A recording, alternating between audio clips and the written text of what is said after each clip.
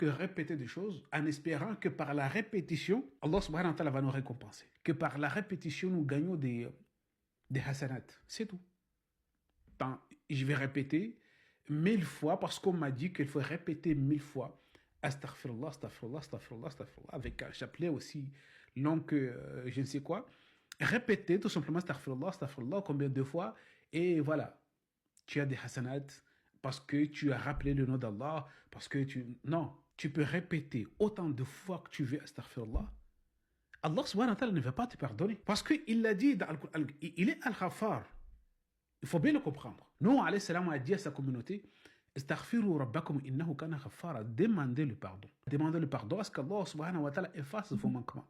Innahu kana ghaffara. Il est celui qui est sans cesse efface les manquements. Mais ce n'est pas en répétant tout simplement des mots comme ça que vous allez être pardonné. Rabbina subhanahu wa ta'ala dit clairement, Wa inni la ghaffarun liman taba wa amana wa amila salihan thumma ihtada. Combien de choses il faut remplir pour avoir al-istighfar. Liman taba wa amana wa amila salihan thumma ihtada. 4 choses. Et les 4 choses, j'en suis sûr que 99% des musulmans ne savent pas ce que c'est que demander le pardon. Donc ils sont là, astaghfirullah, astaghfirullah. Nous avons aussi la salat à la nabi. Salat à la nabi, c'est demander à Allah subhanahu wa ta'ala encore une fois de faire la salat à la nabi. Allahumma salli ala Muhammad. Et là on le répète. Et là, le plus grand mensonge encore à ce sujet, c'est qu'on vous a dit que si vous le faites une fois, Allah subhanahu wa ta'ala va le faire pour vous 10 fois. C'est parmi les mensonges les plus inventés. Tu le fais 10 fois, Allah le fera pour toi combien de fois? 100 fois. Tu le fais. Ça, ce sont des mots que vous répétez. Et qu'en soi, auprès d'Allah subhanahu wa ta'ala, n'ont pas de sens. Auprès d'Allah subhanahu wa ta'ala, ce sont des mots vides de sens.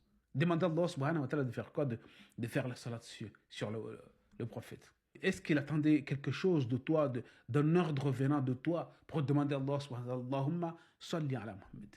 Et là, avec une simple formule comme celle-là, nous embauchons des hasanat et des hasanat. C'est ça le problème.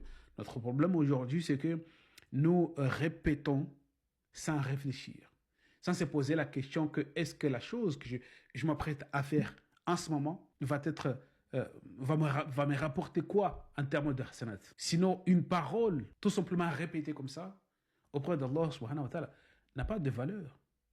Tu peux demander autant de fois pardon. Tu peux demander autant de fois astaghfirullah, astaghfirullah.